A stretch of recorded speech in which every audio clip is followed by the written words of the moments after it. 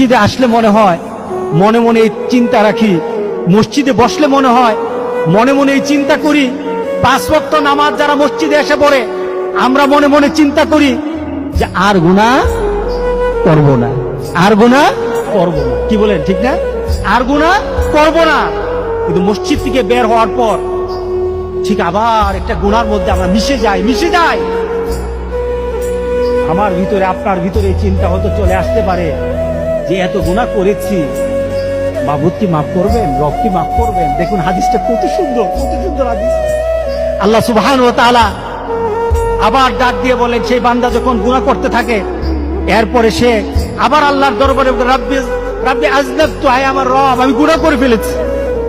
সে হয়তো চিন্তা করেছে হাসরের ময়দানে আল্লাহর দরবারে দাঁড়াবো, আল্লাহ আমাদের বিচার করবেন, ফয়সালা করবেন। আমি হয়তো আমার মাকে ডাক দিব, মা বলবে আমি তোর সাথী না।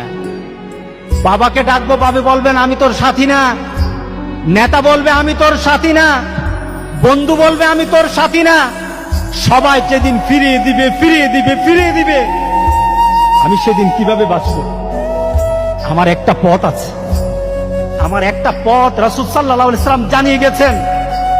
এই পথটা যদি কেউ অনুসরণ করে মওত পর্যন্ত চলে যায়, পাহাড় সমান গুনাহ থাকতে পারে, আল্লাহ বলেন সব গুনাহকে আমি মাফ করে দেব।